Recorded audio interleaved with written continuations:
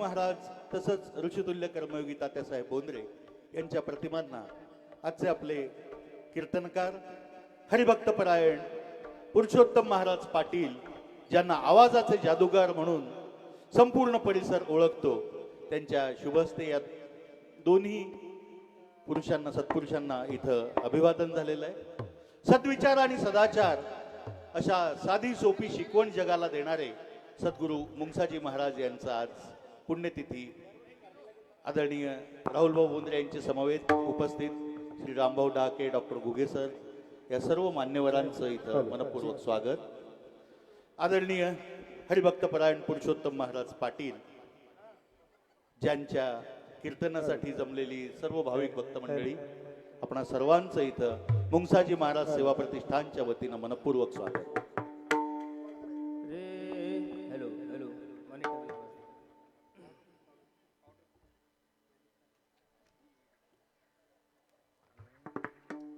राम कृष्ण हरी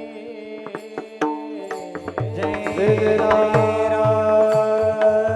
कृष्ण हरे हरि जय जय राम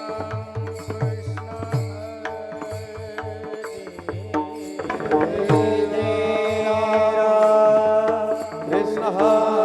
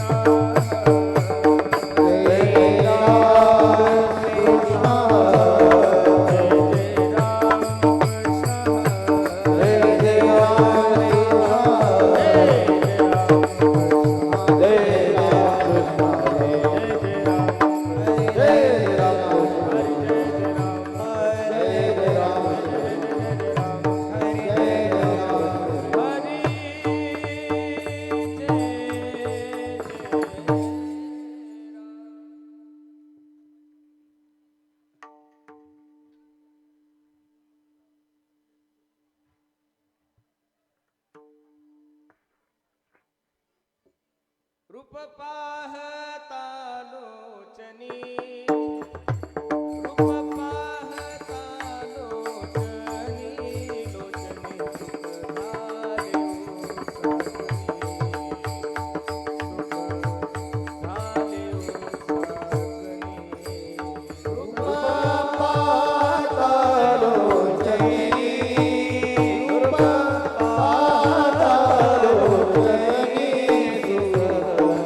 Hare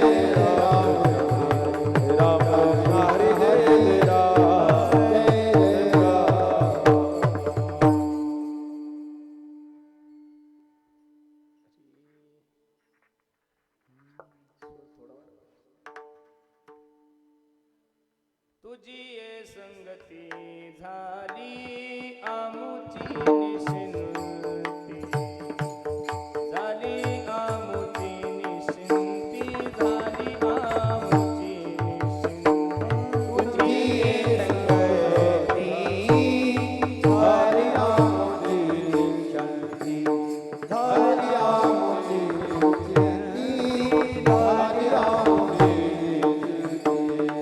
नाही देखिले ते मिळे नाही देखिले ते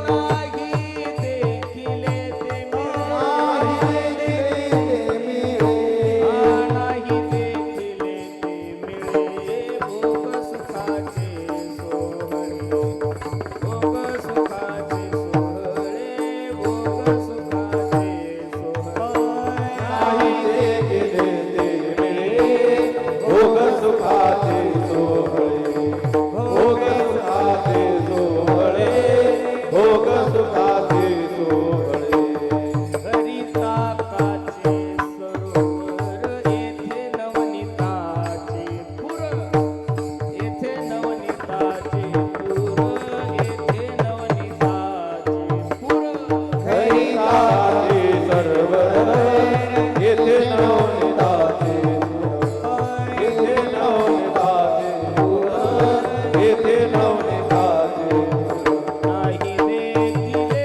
ते मिळे नाही देखिले ते मिळे नाही देखिले नाही देखिले ते मिळे नाही देखिले ते मिळे भोग सुखाचे सोहळे भोग सुखाचे सोहळे भोग सुखाचे सोहळे नाही देखिले ते मिळे भोग सुखाचे सोहळे भोग सुखाचे सोहळे भोग सुखाचे सोहळे पावने आता आम्ही नवजोत वडिता आम्ही नवजोत वडिता आम्ही नवजोत वडिता तुका म्हणे आता आम्ही नवदोत वडिता आम्ही नवदोत वडिता आम्ही नवदोत वडिता नाही देखिले ते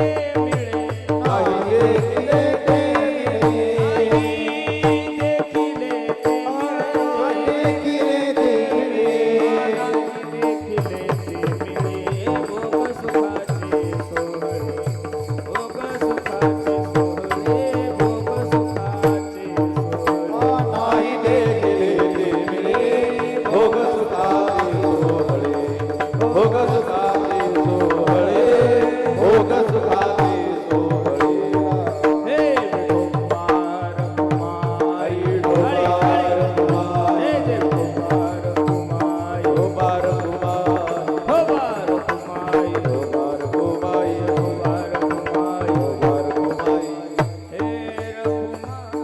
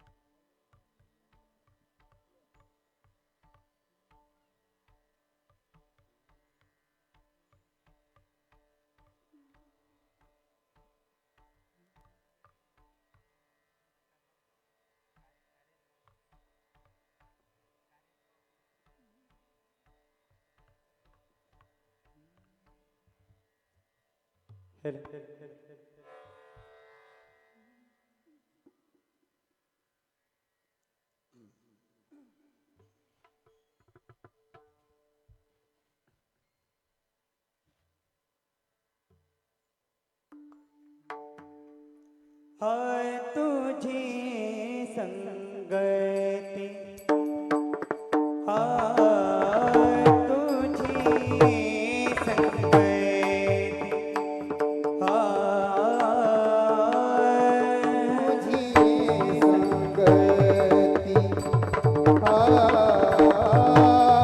तुझी संगती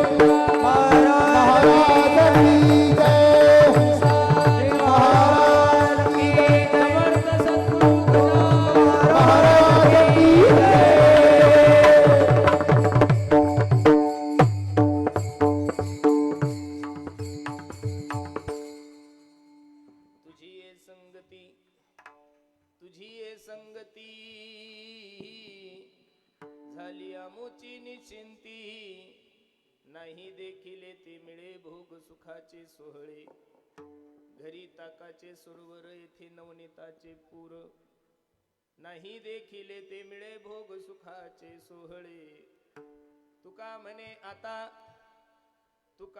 आता आम्ही नवजो दवडिता नाही देखील ते मिळे भोग सुखाचे सोहळे महायोग पीठे तटे भीमरथ्यामुरं पुंडरीकाय दातुं मुनींद्रैः समागत्य तिष्ठन्त महानंद कंदं परब्रह्मलिंगं भजे पांडुरंगं पांडुरंगा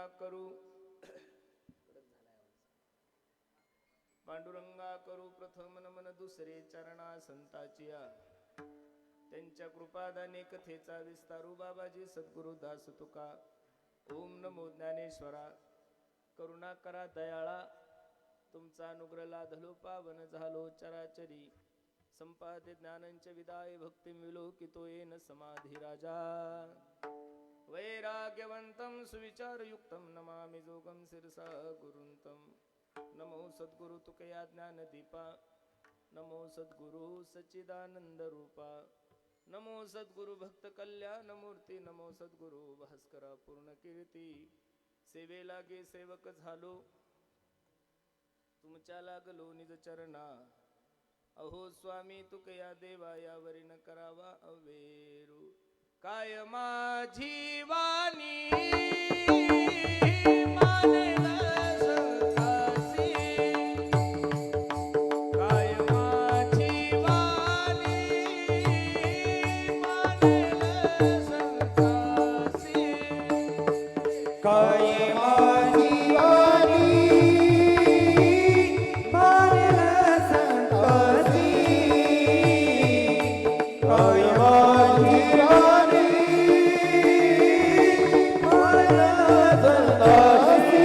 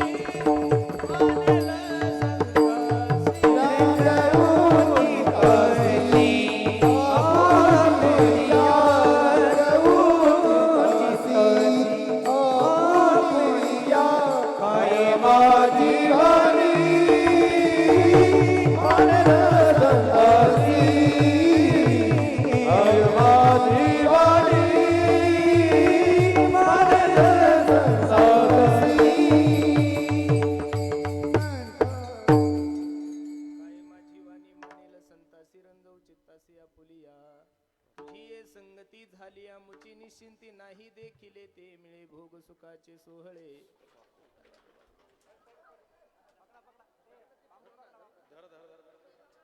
सगळेजण बांबू धरा.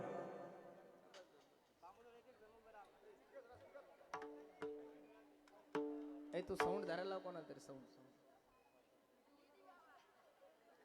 विठ्ठल विठ्ठल विठ्ठल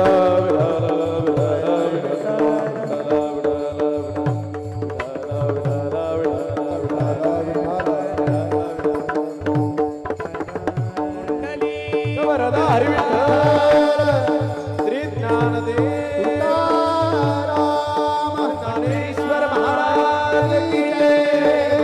ज्ञानेश्वर महाराज की जय. जगद्गुरु तुकाराम महाराज की जय. सद्गुरु जोग महाराज की जय. विठ्ठल विठ्ठल विठ्ठल विठ्ठल विठ्ठल.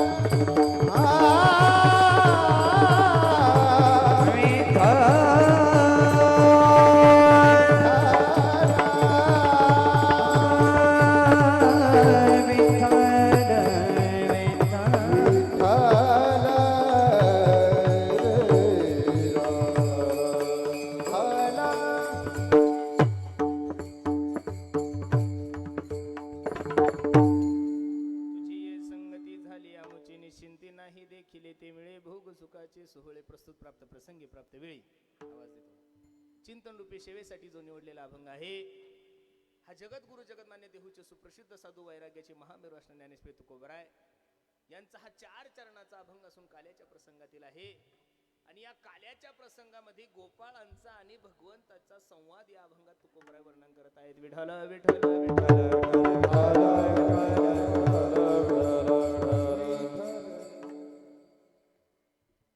अभंगावर काही चिंतन कर. माय तांना काय घेऊ तुम्ही, नाही पडत अंगावर, मी आहे ना.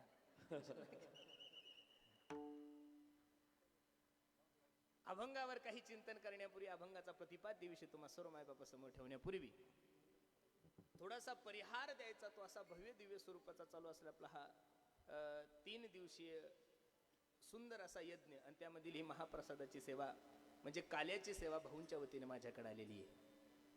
ज्यांच्या पुण्यतिथी निमित्त हा भव्य दिव्य स्वरूपाचा कार्यक्रम आहे श्री गुरु मुंगसाजी महाराज व आमचे सिद्धनाथ गोंद्रे साहेब यांच्या पुण्यतिथी निमित्त हा भव्य दिव्य स्वरूपाचा कार्यक्रम आहे. आणि त्यानिमित्त तुम्हा सर्व मायबापाच्या दर्शनाचा योग माझ्या जीवनामध्ये प्राप्त झाला. अगदी सुंदर नियोजन या सर्व कुटुंबियांनी केलंय. नजर लागाव एवढा गोड कार्यक्रम आहे. बसणारे मंडळी लक्ष द्या कीर्तनाकडे. नियोजन एवढं सुंदर केलं की परिसरातील लोकांना कीर्तन ऐका वाटेल यात नवल नाहीये. शहरातील लोकांना कीर्तन ऐका वाटेल यातही नवल नाही. जिल्ह्यातील लोकांना कीर्तन ऐका वाटेल यातही नवल नाहीये. आमच्या भाऊनी या कार्यक्रमामध्ये जीव एवढा ओतला की मेघराजाला सुद्धा आपला कार्यक्रम पाहायची इच्छा झाली म्हणून आवाळालो बरं महाराज. सप्ताहामध्ये चांगल्या कार्यक्रमामध्ये पाऊस येणं हा अपशकुन कधीच मानत जाऊ नका. शास्त्र असं सांगतंय पूर्वी लोक ज्यावेळेस यज्ञ करायचे संत महात्मा जोपर्यंत मेघराजाची आहुती होत नव्हती तोपर्यंत यज्ञ परिपूर्ण होत नव्हता. हे आभाळ जे आलंय ना ते मला तरी असं वाटतंय मुंगसाजी महाराजांचा पुण्यतिथी उत्सव पाहण्यासाठीच आलेलं आहे महाराज. म्हणून अगदी सुंदर नियोजन आहे आणि अगदी थोड्या वेळामध्ये या अभंगाची भूमिका मला तुम्हा सर्व मंडळी समोर ठेवायची. जेवायच्या टायमाला कीर्तन सुरू झालेलं आहे म्हणजे ही जेवायची वेळ बरोबर आहे का नाही. पण बऱ्याचशा माता मावल्या दिंडी सोहळा असल्यामुळं थोडा वेळ झाला. अगदी थोड्या वेळामध्ये ज्ञानोबराय तुकोबराय जशी सद्बुद्धी देईल तसं या अभंगाचा विचार करू. एक कडक झाला आवाज, आवाज कमी कर थोडा व्यवस्थित. मानवी देहाला जन्माला आल्यानंतर माणसाच्या जीवनामध्ये प्रामुख्याने काही उत्सव घडले पाहिजेत महाराज. थोडं लक्ष देऊन कीर्तन ऐका. मानवी देहाला जन्माला आल्यानंतर प्रामुख्याने काही उत्सव घडले पाहिजेत. त्याच्यामध्ये पहिला उत्सव देवाचा घडला पाहिजेत महाराज. आणि देवाचा उत्सव नाही तुमच्या आणि माझ्या जीवनामध्ये घडला तरी चालेल पण साधूचा उत्सव प्रत्येकाच्या जीवनामध्ये घडला पाहिजे. हल्ली काय झालंय माहितीये का, लोक देवाचेही उत्सव करत नाही आणि लोक साधूचेही उत्सव करत नाही. हल्ली लोकांना लोकांचे उत्सव करायची खूप हौस आलेली महाराज. 90 वर्षांच्या म्हाताऱ्यांना सुद्धा असं वाटतं माझा वाढदिवस झाला पाहिजे. तू काय केलेलं या समाजासाठी, तुझी क्रांती काय आहे. माणसाने माणसाचे उत्सव साजरे करणे, लक्ष देऊन ऐका, माणसाने माणसाचे उत्सव साजरे करणं म्हणजे गाढवान शेत खाल्लं पाप ना पुण्य महाराज. मानवी देहामध्ये जर पदरामध्ये पुण्य पाडून घ्यायचं असेल, मानवी देहाला जन्माला आल्यानंतर माणसाच्या जीवनामध्ये जर पुण्य पाडून घ्यायचं असेल तर एक तर देवाचा उत्सव साजरा केला पाहिजे. का करायचा, प्रमाण घ्या तुकोबरायचं. जेने हा जीव दिला दान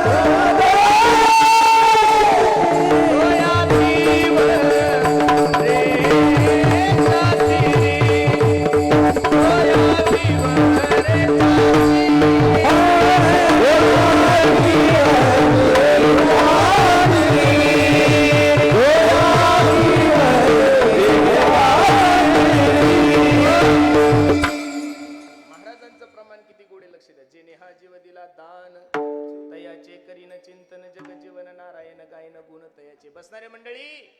ज्या विश्व मालकाने तुम्हाला या विश्वामध्ये जन्माला घातले, ज्या भगवंताने तुम्हाला एवढ्या सुंदर सृष्टीमध्ये जन्माला घातले, त्या भगवंताच्या उपकारातून ऋणी होण्यासाठी आपण गोकुळाष्टमी साजरी करतो. एक आपण रामनवमी साजरी करतोय 2, आपण महाशिवरात्र साजरी करतोय 3, पण बसणारे मायबाप, देवाचा उत्सव तुमच्याही जीवनामध्ये नाही घडला, देवाचा उत्सव माझ्याही जीवनामध्ये नाही घडला तर माझा देव नाराज होत नाहीये, पण साधूचा उत्सव तर प्रत्येकाच्या जीवनामध्ये घडला पाहिजे. एका हिंदी कवीने खूप सुंदर वर्णन केले, तो सांगतो पहा. मैं संतन को दास, संत मेरे मुकुट मनी. मी साधूचा दास आहे. कोण आहे? मी साधूचा दास आहे, मी संतांचा सेवक आहे आणि संत माझे मुकुटमणी आहे. आणि आपण भाग्यवान आहोत महाराज. बऱ्याचशा ठिकाणी गुरुचे उत्सव शिष्य साजरे करताना पाहिले आपण, पण आपण एवढे भाग्यवान आहोत की गुरुचा आणि शिष्याचा सोहळा मला वाटतं महाराष्ट्रात पहिल्यांदा आपल्या तालुक्यात होत असेल. विठाला विठाला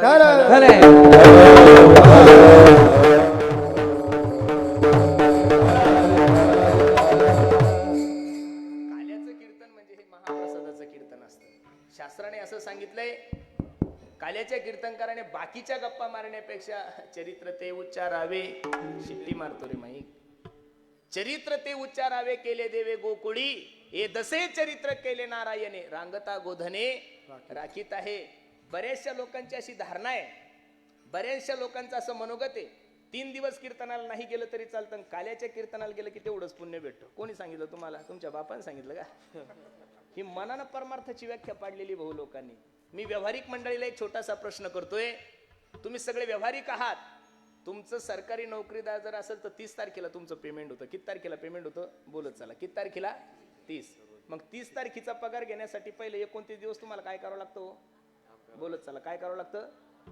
29 दिवस काम करावं लागतं. त्यावेळेस मॅनेजर तुम्हाला 30 तारखेला काय देणार? 29 दिवस घरी झोपले आणि 30 तारखेला पगार आणायला गेले. आपला बाप देईल का पगार आपल्याला? नाही ना. जसं 30 तारखेचा पगार घेण्यासाठी 29 दिवस काम करावं लागतं, तसं काल्याचा महाप्रसाद घेण्यासाठी पहिले 3 दिवस इथं सेवा करावी लागते महाराज.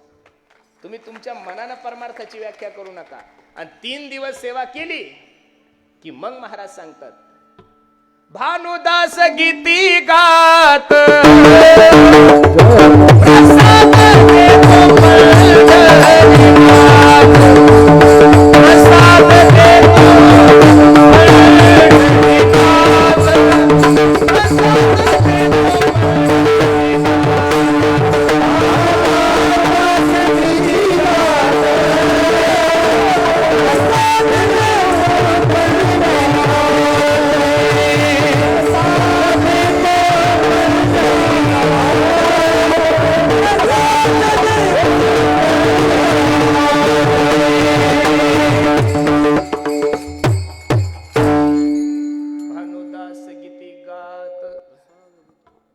प्रसाद देतो पंढरीनाथ. काल्याचा प्रसाद आहे. आणि शास्त्रकाराने असं सांगितलंय, काल्याच्या दिवशी महाराज लोकांनी दुसऱ्या गप्पा मारण्यापेक्षा भगवान श्रीकृष्णाने गोकुळामध्ये जे चरित्र केले त्याचा उच्चार करायचा. भगवंताच्या अवताराचा इतिहास तुम्हा सर्व मंडळीला ज्ञात आहे.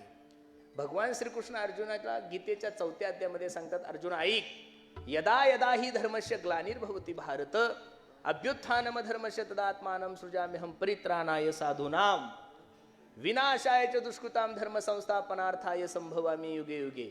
ज्या ज्या वेळेस या धर्मावर ग्लानी येते त्या त्यावेळेस माझा जगाचा मालक अवतार घेतो. हेच वर्णन तुलसीदासजीने हिंदीमध्ये किती सुंदर केलंय पहा. जब जब होए धर्म की हानी हो बाढ़ ही असुर अधम अभिमानी. राम सिया राम जय जय राम. तब तब धरी प्रभु विविध शरीरा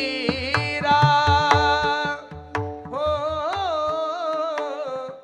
हर ही कृपा निधि सज्जन पीरा. राम सिया राम बसणारे मंडळी, भगवान श्रीकृष्णाने गीतेमध्ये जे संस्कृत वर्णन केलंय त्याचंच वर्णन तुलसीदासजीने केलंय. जब जब होय धर्म की हानी बाढ़ ही असुर अधम अभिमानी तब तब धरी प्रभु विविध शरीरा हर ही कृपा निधी सज्जन पीरा. आणि त्याच दोह्याचं ट्रान्सलेशन तुकोबराने मराठीत किती सुंदर केलं. धर्म रक्षावया अवतार घेसी धर्म रक्षावया अवतार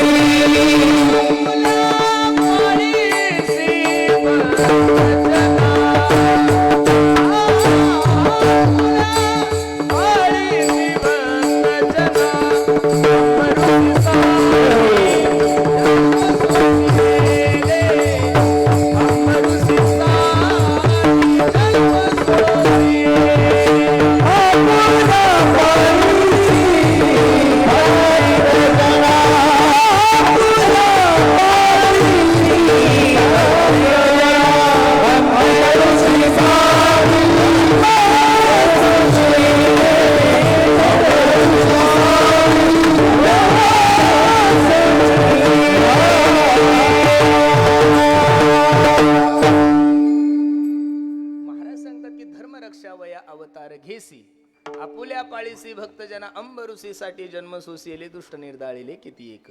ज्या ज्या वेळेस या धर्मावर संकट येतं, ज्या ज्या वेळेस धर्मावर ग्लानी येते, देवच अवतार घेतो असं नाहीये, संत सुद्धा अवतार घेतात. महाराज, ज्या ठिकाणी देवाला जमलं नाही त्या ठिकाणी संत अवतार घेतात.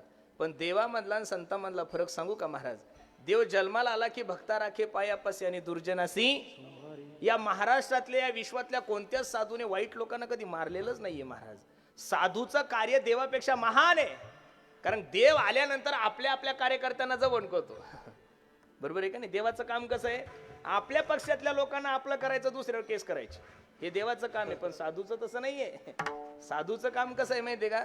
साधूचं ठरलेलं आहे वाईट माणसाला त्रास नाही द्यायचा, वाईट माणसाला नष्ट नाही करायचं, वाईट माणसाची वाईट वृत्ती घालवायचं काम जर या विश्वाच्या पाठीवर कोणी केलं असेल तर साधू संतांनी. दुरितांचे तिमिर जाओ विश्व स्वधर्म सूर्य पाहो, जे खळांची व्यंकटी तया सत्कर मिरती वाढो, भूता परस्परे पडो मैत्र जीवांचे. अरे मला सांगायला अभिमान वाटतो, सांगायला स्वाभिमान वाटतो, आणि गर्वानं सुद्धा मी सांगू शकतो, या विश्वाला शांतीचा संदेश देणारा महात्मा जर कोणत्या संप्रदायात असेल तर तो माझ्या वारकरी संप्रदायामध्ये विठाला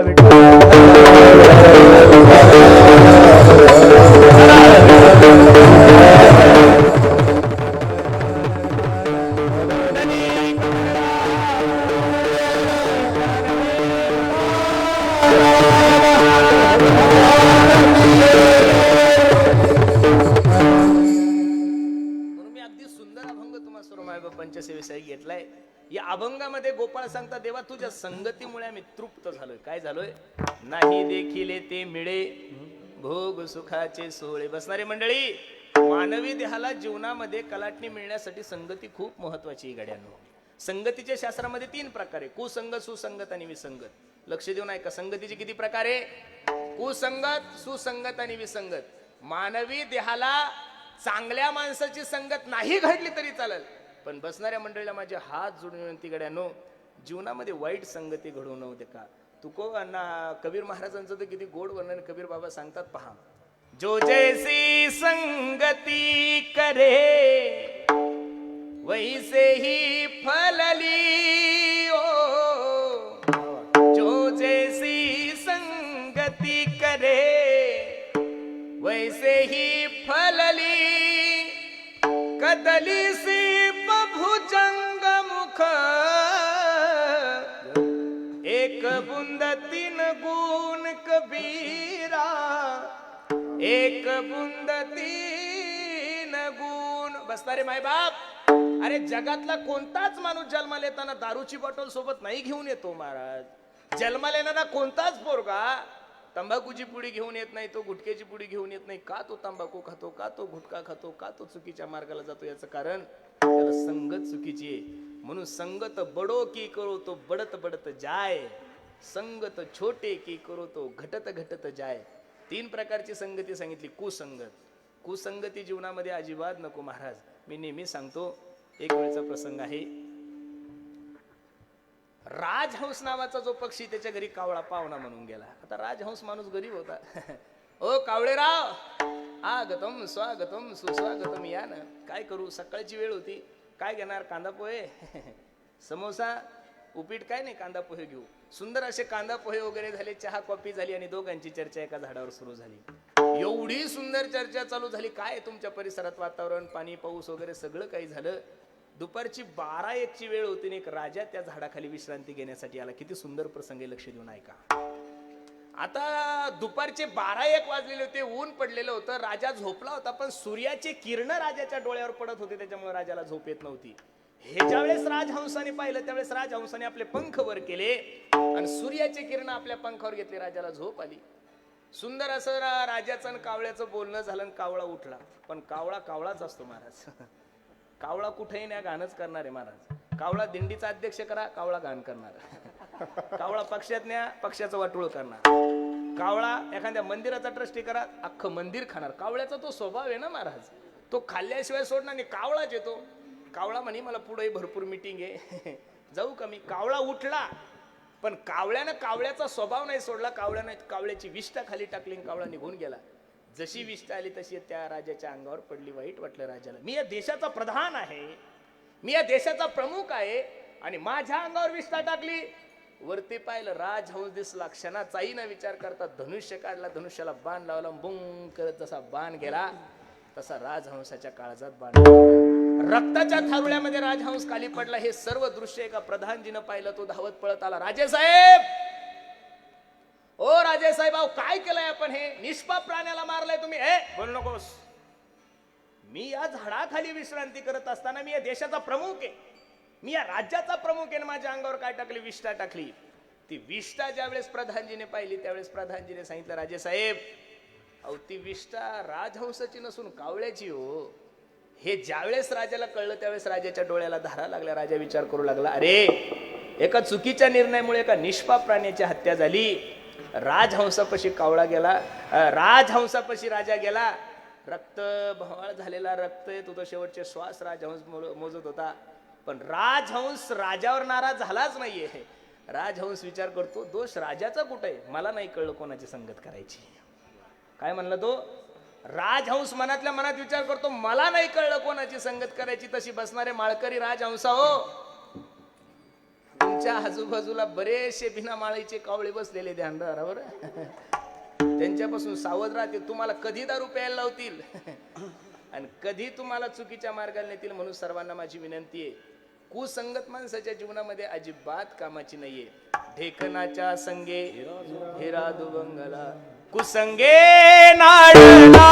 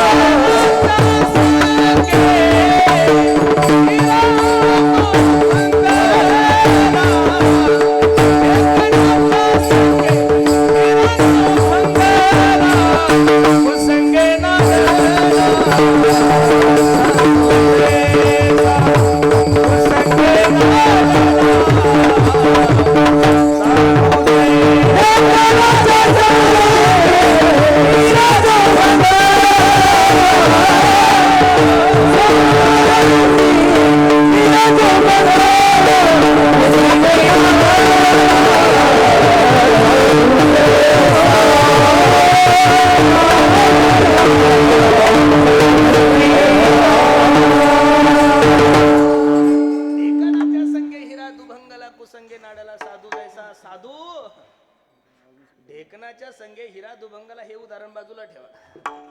आता हिरा किती अनमोल किमतीचा असतो, तो ढेकणाच्या संगतीत गेल्यानंतर त्याचा नाश होतो.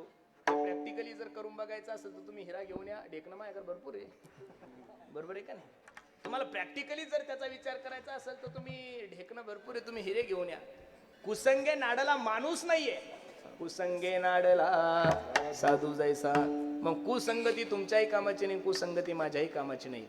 दुसरी संगती विसंगती. विसंगती परमार्थातही नको, विसंगती संसारातही नको. महाराज सांगतात, कानडीने केला मराठा भ्रतार, एकाचे उत्तर एका नाही.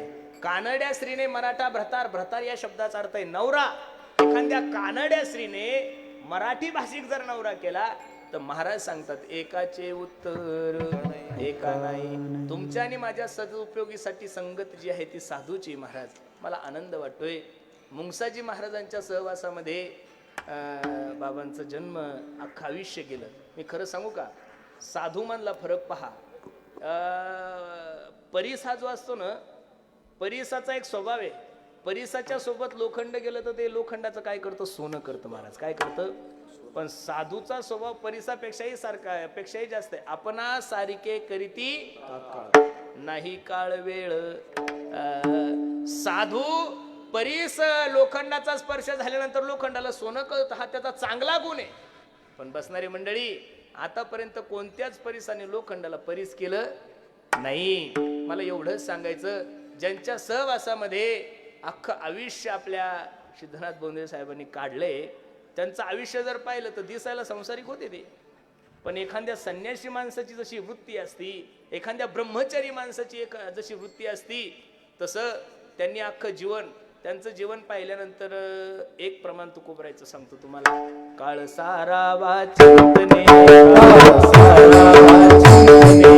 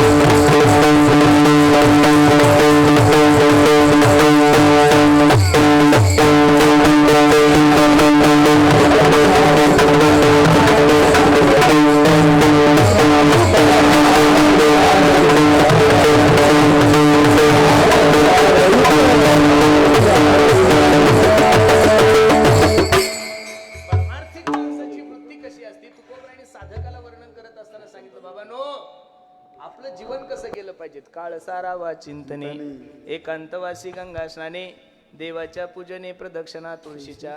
खरं सांगू का महाराज, ज्ञानोबराय तुकोबरायने जे या महाराष्ट्राला दिलं तेवढं या जगात कोणीच दिलेलं नाहीये. लोक म्हणतात महाराष्ट्र यानं घडवला, महाराष्ट्र त्यानं घडवला. कोणीच नाही घडवला महाराष्ट्र, फक्त ज्ञानोबराय तुकोबरायने घडवलेला आहे. महाराज तुम्ही म्हणसाल असं का म्हणता, प्रमाण घ्या ना.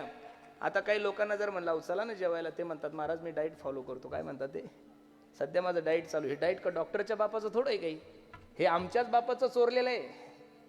युक्त आहार विहार या अभंगाचं ध्रुपद सांगतोय मी तुम्हाला. युक्त आहार विहार नेम इंद्रियासी सार, नसावे बासर निद्रा बहु भाषण. बसणारे मंडळी, किती खावं तुकोबरायने सांगितलं, किती झोपावं तुकोबरायने सांगितलं, किती बोलावं तुकोबरायने सांगितलं. अरे काय नाही सांगितलं, धंदा करणाऱ्या माणसाला सुद्धा सांगितलं, मुद्द लात तोटा ऐसा खोटा पैसे कमवू नका असं कधीच माझ्या महाराजांनी सांगितलं नाही. कमवू आपण, जोडून या धन उत्तम. आता सरकार सांगतंय तुम्हाला झाडे लावा, झाडे जगवा, झाडे लावा, झाडे जगवा. ही सरकारची योजना नाहीये, ही सुद्धा आमचीच आहे, या चोट्ट्यांनी चोरलेली आहे. वृक्षवल्ली आम्हा सोय रे वनचरे, हे 4.5 वर्षापूर्वीचा अभंग आहे. त्यावेळेस कोणतंच सरकार नव्हतं, संविधानच नव्हतं, तर सरकारचा काय संबंध आहे महाराज?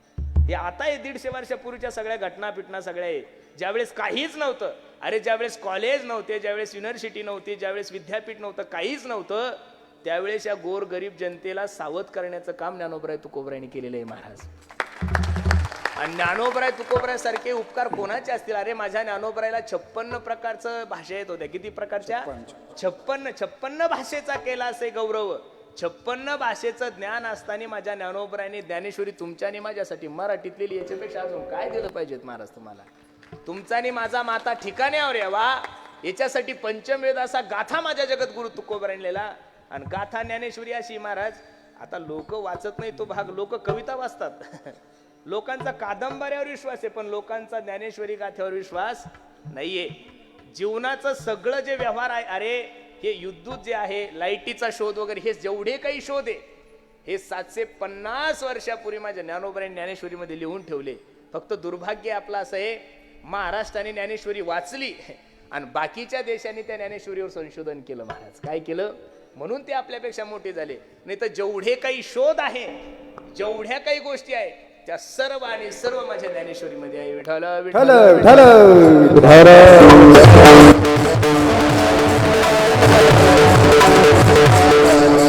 तुमच्यानी माझ्यासाठी महत्वाची संगती, सुसंग. सुसंगतीनं काय होतं? कितीही बिघडलेलं जीवन असू द्या महाराज, तुमचं आणि माझं साधूच्या सहवासामध्ये गेल्यानंतर माणसाच्या जीवनाला काय मिळतो?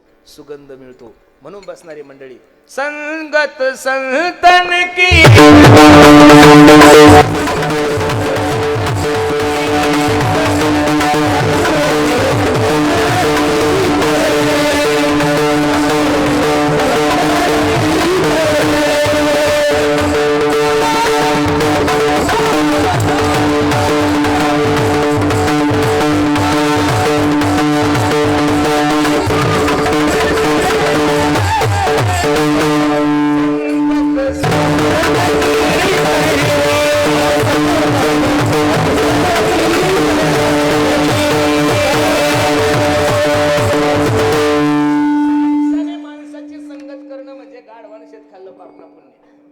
माणसाच्या जीवनामध्ये जर फलश्रुती प्राप्त करून घ्यायची असेल तर माणसाने एक तर देवाची संगत केली पाहिजेत, नाही तर साधूची संगत केली पाहिजेत. गोपाळ देवाच्या समोर उभे आहे. देवाने माखन चोर मित्र मंडळ स्थापन केलंय. सगळ्या गोकुळामध्ये चोऱ्या सुरू झाल्या. देवाने आव्हान केलं, याल तरी यारे लागे अवघे माझ्या मागे मागे.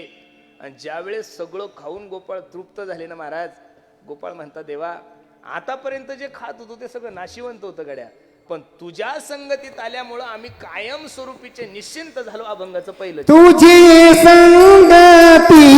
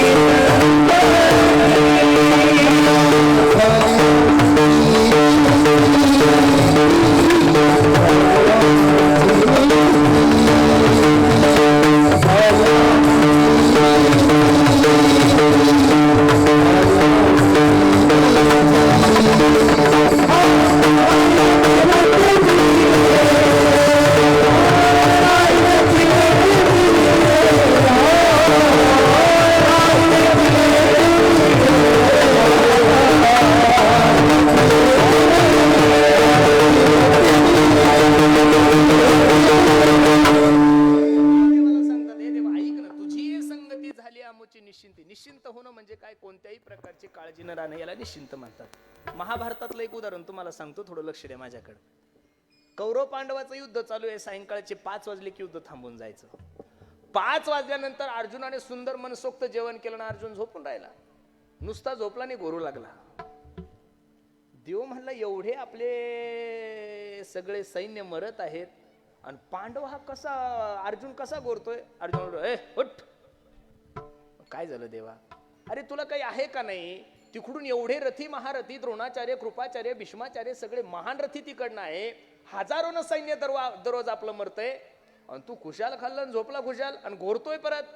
देवा त्यांच्यासोबत कसं युद्ध लढायचं, उद्या कोणाला मारायचं, काय करायचं, ही सगळी जबाबदारी मी तुझ्यावर टाकलेली. काय टाकलेली आहे? मी ही जबाबदारी तुझ्यावर टाकलेली आहे ना. मग आता हे काम तू करायचं, मी काय करायचं? आराम करायचा. एक सांगू का महाराज, माणसाने जबाबदारी देवावर टाकली की मनुष्य निश्चिंत होतो महाराज. लोकांना असं वाटतं की मी म्हणजे कोणीतरी लय मोठा आहे. काही माणसाला म्हणलं अहो चला ना, खूप सुंदर सोहळा ठेवलाय, गुरु भक्ती सोहळा ठेवलाय, गुरु शिष्य भक्ती सोहळा, चला ना कीर्तनाला. लोक म्हणतात महाराज एवढं बिझी शेड्यूल आहे ना माझं, मी जर गेलो ना महाराज तर घरच चालू शकत नाही. अरे वेड्या, तू मरून बघ, तुझ्यापेक्षा लोक चांगलं घर चालवतात. तुम्ही ज्या भ्रमात जगता तो भ्रम सोडून द्या. तुम्हाला जर असं वाटत असेल की मी कोणीतरी काही महत्वाचा व्यक्ती घरच्यांसाठी आणि मी गेल्यानंतर घरचं कसं होईल, काही नाही महाराज. अजित दादा सारखा एवढा लोक नेता गेल्यानंतर 3ऱ्या दिवशी त्याच्या बायकोने शपथ घेतली, तुमच्याकडे आहेच काय? काय तुमचं काय वर्णन करायचं? मी कीर्तनातून वर्णन करावं एवढं तर काही तुमचं योगदान बी नाहीये. एक काळी बेंद्री बायको आहे, 2 शंभडे लेकर आहे, 1.5-2 एकर जमीन आहे. तुम्ही उद्या जरी मेले तुमच्या वाचून काही राहत नाही. या जगाचा एक नियम आहे. म्हणून निश्चिंत झालं ना माणूस, निश्चिंत केव्हा होईल? ज्यावेळेस तुम्ही तुमची जबाबदारी कोणावर टाकणार? देवावर टाकणार. तुका म्हणे भार घातलिया वरी आणि होईल काय वारी? नारायण. निश्चिंत झालं पाहिजेत महाराज. द्रौपदीचं ज्यावेळेस वस्त्रहरण चालू होतं ना, त्यावेळेस द्रौपदीच्या मनामध्ये अहंकार होता. द्रौपदी विचार करायची, काय माझ्या साडीला कोण हात लावल? सिंहासारखे माझे 5 नवरे. सगळ्यांनी हा माना खाली घातल्या. भीष्माचार्य, द्रोणाचार्य, कृपाचार्यासारखे एवढे महान रथी असताना कोण माझ्या साडीला हात घालत? सर्वांनी माना खाली घातल्या. तरी सुद्धा द्रौपदीचा अहंकार गेला नाही. द्रौपदी म्हणली मी पंजाबची आहे. भारतामध्ये सर्वात ताकदवर आणि सर्वात सुंदर स्त्रिया जर कुठल्या असतील तर पंजाबच्या आहे महाराज. पंजाबमध्ये कोणत्या महाराजाला मानतात माहितीये का? जो महाराज सगळ्यात जास्त खातो त्याला मानतात. मी वृंदावनला भागवत शिकत असताना एक पंडित आले होते, खूप मोठे पंजाबचे पंडित होते आणि त्यांनी आम्हाला पंजाबला नेलं. मग आता नेल्यानंतर आम्ही जेवायला बसलो, मी 2 पुऱ्या खाल्ल्या. ते म्हणे आप कैसे पंडित जी हो, कम से कम 40-50 तो खाना चाहिए ना. मैंने बोला इतना तो नहीं खा सकता मैं. पंजाब मध्ये जो सर्वात जास्त खाईल, पंजाबच्या महिला बी हे उच्च तडंग बघा तुम्ही, थोडस युट्यूबवर चेक करून पहा. क्रिकेटर बघा ना तुम्ही, युवराज सिंगची तब्येत पहा, हरभजन सिंगची पहा. आणि मिलिटरीमध्ये जेवढे सगळ्यात जास्त माणसं आहे तेवढे सगळे पंजाब या राज्यातलेच महाराज दिसायला. पण तिने विचार केला मी तर ताकदवर आहे. स्वतः रक्षण करून पाहिलं. ज्यावेळेस हतबल झाली त्यावेळेस काय केली? जबाबदारी कोणावर टाकली? देवावर. कोठे गुंतलासी द्वारकेच्या राया, वेळ का सखया लाविला, दीनानाथ ब्रीद सांभाळी आपुले, नको पाहू केले पाप पुण्य. गोपाळ देवाला सांगता, देवा तुझी संगती झाली त्याच्यामुळं काय झालं माहितीये का? झाली आमुची निश्चिंती. निश्चिंत झालो, पण निश्चिंत होण्याचं कारण काय आहे? नाही देखिले ते मिळे भोग सुखाचे सोहळे. जे तुझ्याकडे मिळालं ते कुठंच मिळालं नाही देवा. अरे संसारातले किती जरी विषय भोगले ना गड्यानो, तर आतापर्यंत संसारात कोणी तृप्त झालंच नाही. तुम्ही किती चांगलं शर्ट घाला, तुमच्यापेक्षा दुसऱ्याचं पाहिलं की माणसाचं विषय मावळतो. तुम्ही किती भारी मोबाईल घ्या, तुमच्यापेक्षा दुसऱ्याकडे पाहिला की विषय अतृप्त असतो. एक सांगू, 80,000 बायका होत्या रावणाकडे. किती बायका होत्या? 80,000 बायका असताना सुद्धा माझ्या सीताई साहेबाकडे त्याची वाईट दृष्टी.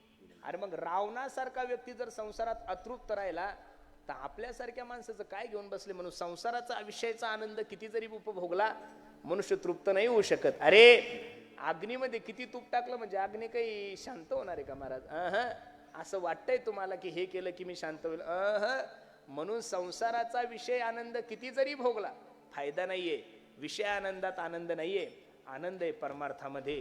आणि तो जर तुम्ही घेतला तर महाराज सांगतात नाही देखील ते मिळे भोग सुखाचे सोहळे. घरी आणि तुझ्यामध्ये काय फरक आहे देवा? घरी ताकाचे सरोवर, येथे नवनीताचे पूर.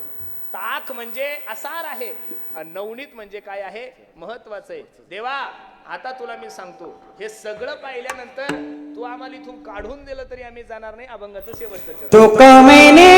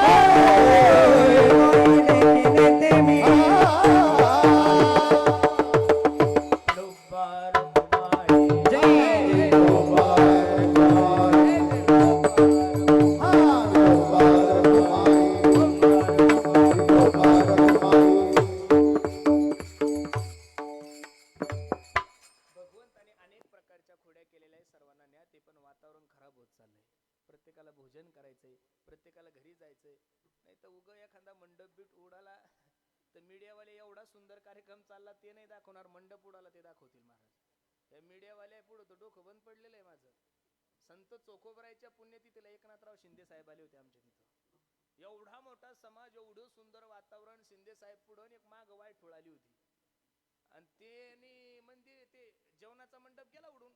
शिंदे साहेबाला हे नाही दाखवलं यांनी.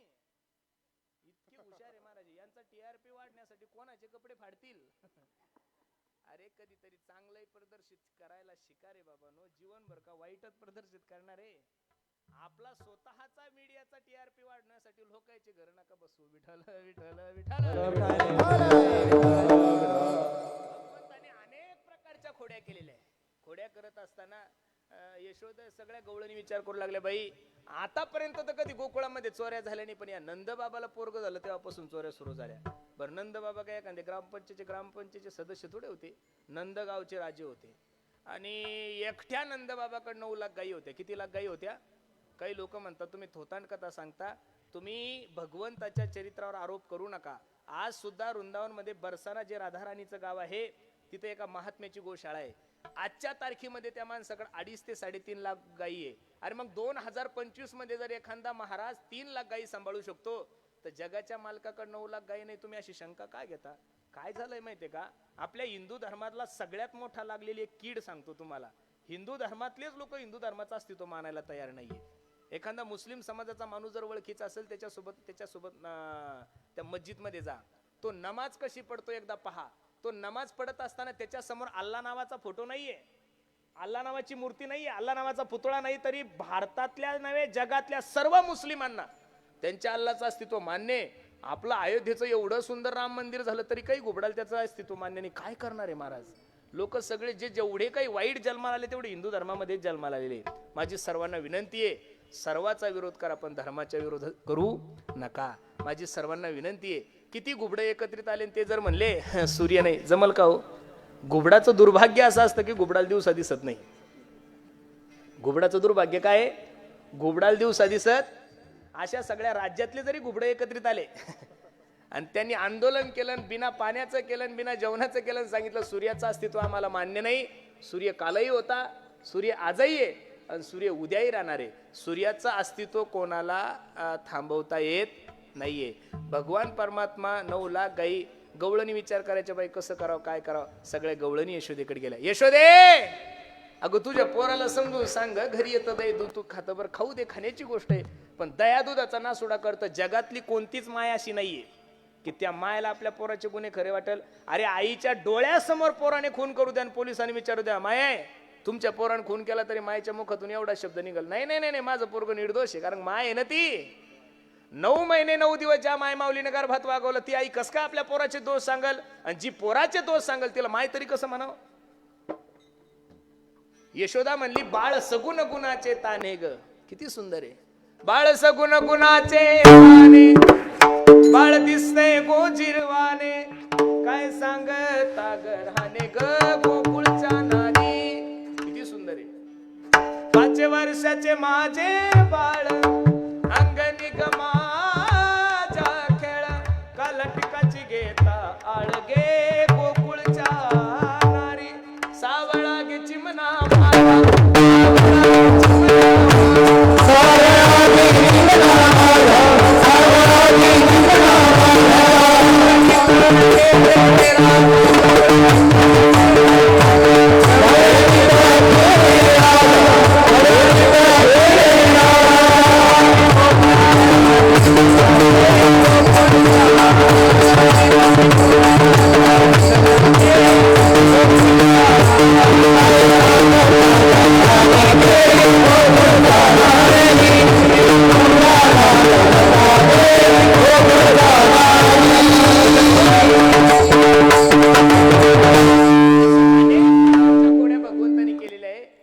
सांगतात.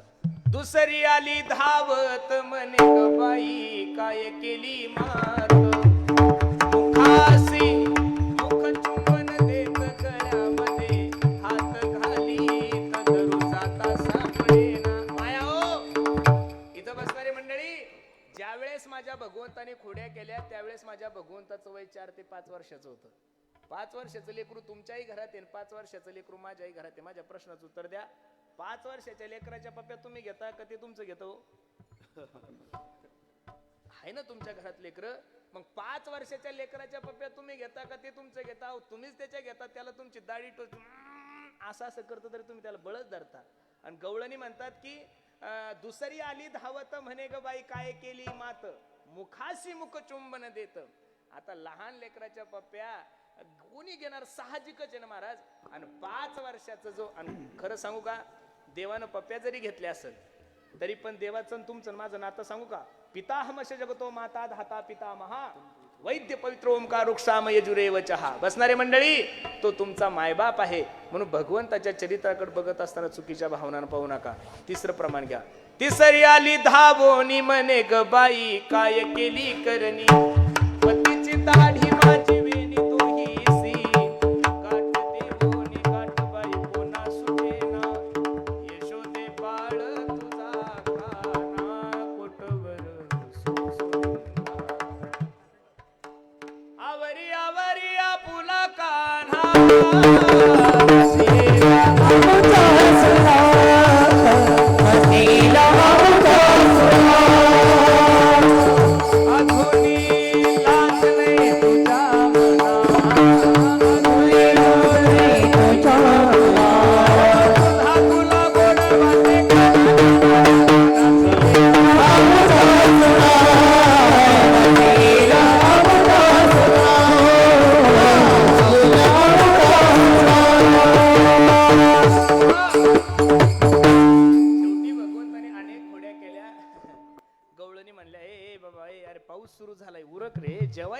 घरी जायचंय, चला वळू गाई, बैसू जेऊ एके ठाई, बहु केली वन वन पायी पिटी झाला शिन.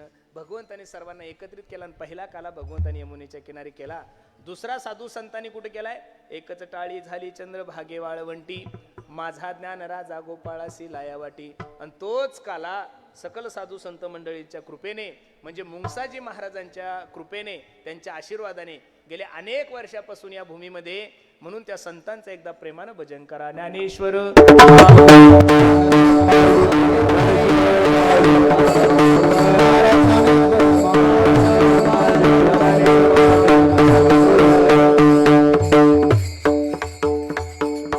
न्यूनते पुरते अधिकते सरते करून घ्यावे तुम ते विनवी तसे पायाच्या प्रसादे काही बोलिलो विनोदे मज क्षमा करणे संते नो अंगभूत युक्ती तुमचे कृपेचे पोसणे जन्मोजन्मी तुका म्हणे. बसणारी मंडळी, अगदी थोड्या वेळामध्ये जसं जमल तसं या अभंगाचा भाव पाहिला. वातावरणही खराब झालं.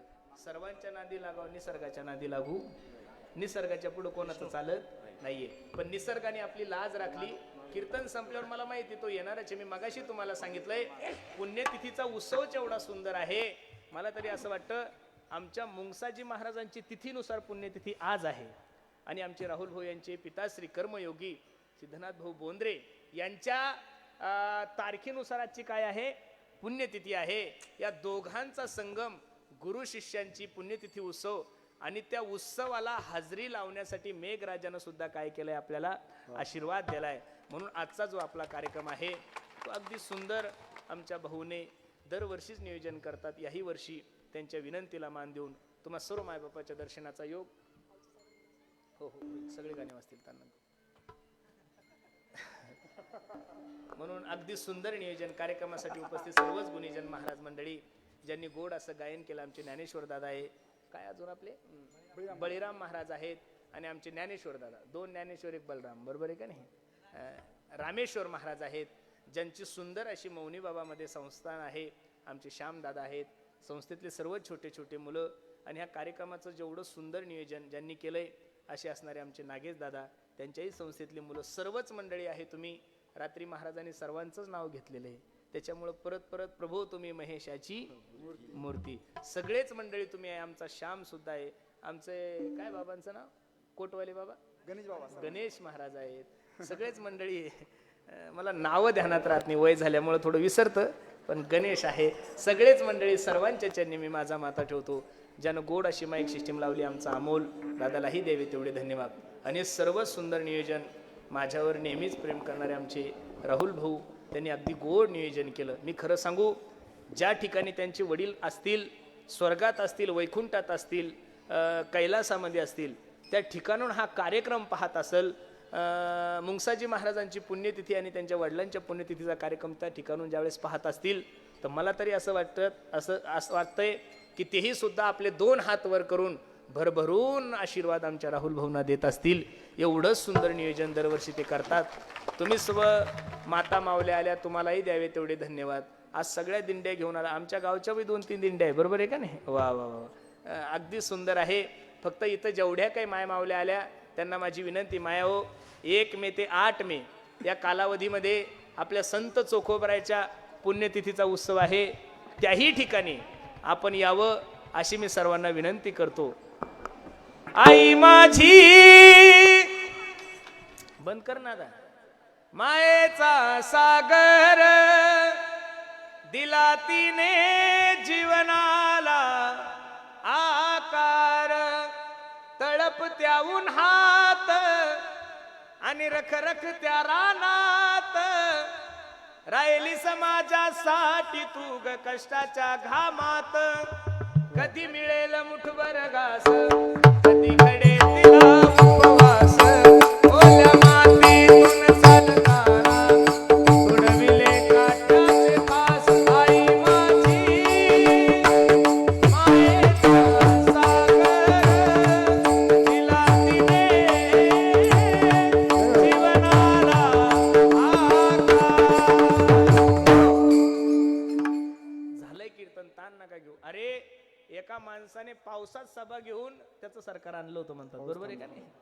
आपलं सरकार येईल का नाही काही सांगता येत नाही, पण कीर्तनाचा सुद्धा विश्वविक्रम झाला ना आपला. विठ्ठल जय जय विठ्ठल, कृष्ण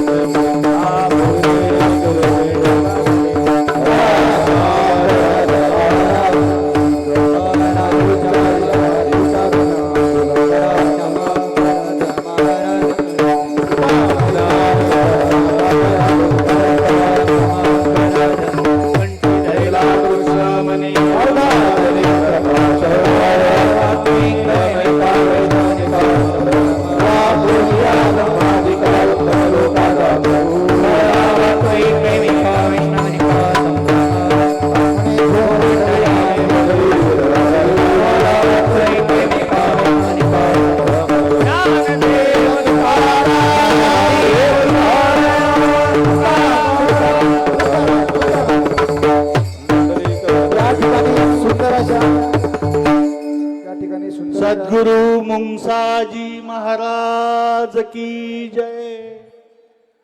तुझी आहे संगती झाली अमुची निश्चिंती. आवाजाचे जादूगार पुरुषोत्तम महाराज पाटील यांच्या. कृपया सर्वांनी आपल्या जागेवर बसायचं आहे. प्रसाद जागेवरच वितरित केला जाईल.